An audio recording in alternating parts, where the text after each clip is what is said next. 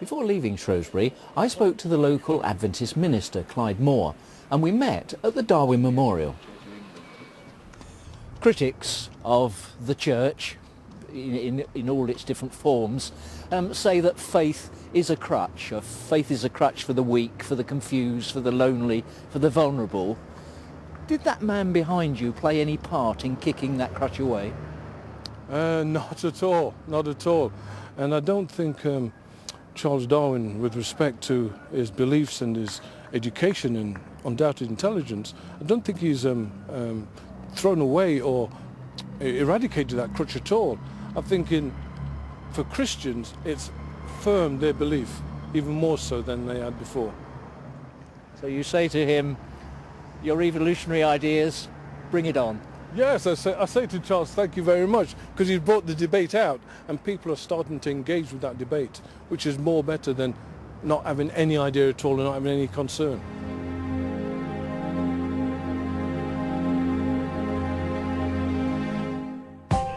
Mark de Groot made the point that the universe was not created in 6 days, an interesting interpretation of in the beginning. Where does John Wharton, who's Professor of Chemistry at St Andrews University in Scotland, stand on this? We heard earlier that in the beginning God created the heavens and the earth, but that there was probably an earlier beginning when God actually conceived and then prepared the elements for the cosmos. Surely that's a case of reinterpreting Scripture to support your thesis, isn't it? Well, Scripture can be reinterpreted. I find no problem with that. It may be that we don't understand the first few verses of Scripture in the correct way. It would certainly be easier for the creationists if that were the case. We did reinterpret, but on the other hand, I'm keeping a completely open mind about how old the world is, how old the earth is. In terms of the scientific evidence, it depends which dating method you go with. It depends on whether you take any of the longer term radioactive dating methods, which give you millions, if not billions of years as the age of the earth. And it could be that the rocks and the Earth's crust is that old and life was created maybe only a few thousand years ago. I can see that would be an easier way for the creationists to understand. On the other hand, as I say, I'm keeping an open mind. It may be that things are only a few thousand years old. Departmental funding, even teaching salaries, often rely on university lecturers towing the evolutionary line.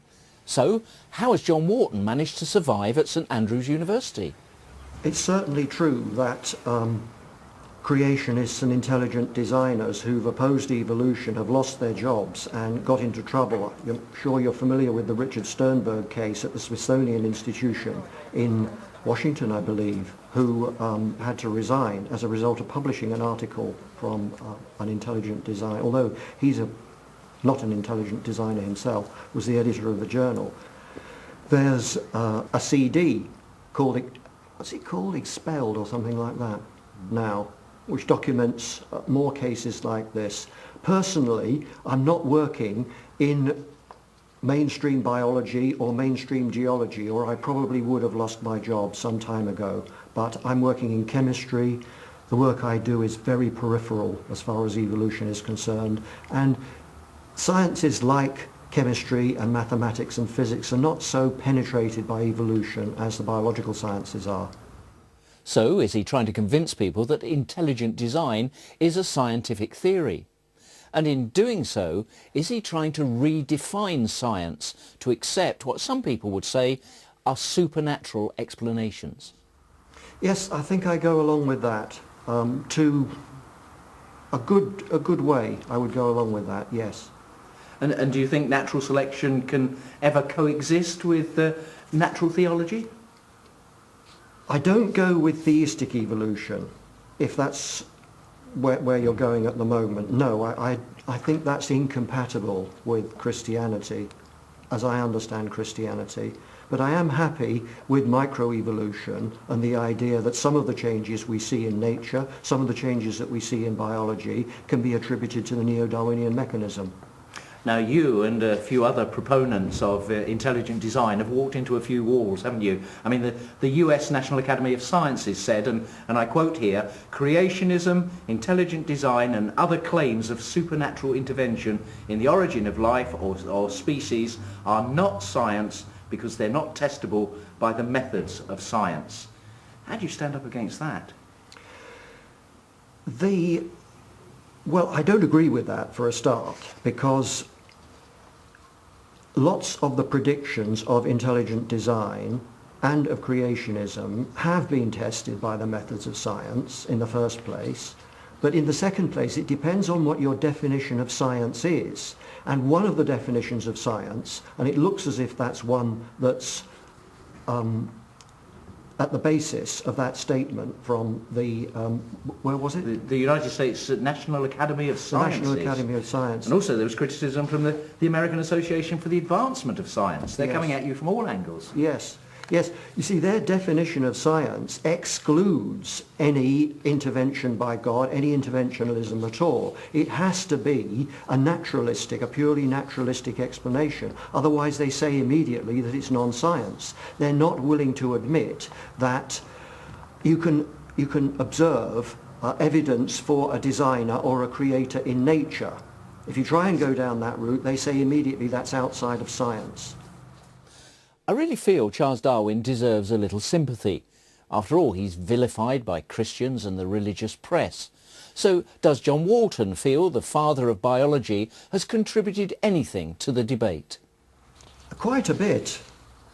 I agree with the idea that superstition is wrong and that we as scientists should oppose superstition, and I think Charles Darwin pinpointed the idea that changes in nature can be understood in terms of natural selection.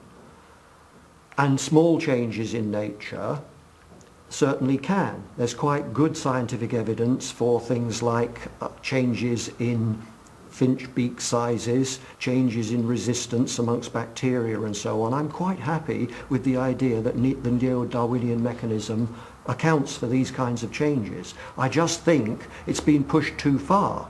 And deserved fate of every scientific hypothesis is that it be tested and tried and go through that kind of process. That's what happened with Darwin. He proposed a scientific hypothesis. It's gone through a massive testing process, a really massive testing process. The majority of scientists are happy with the idea that it's correct. But there's a minority of scientists, and I'm one of them, who feels that it hasn't stood up to this kind of a test. Of course, there are major philosophical and religious implications for any origin of life or any origin of species kind of theory.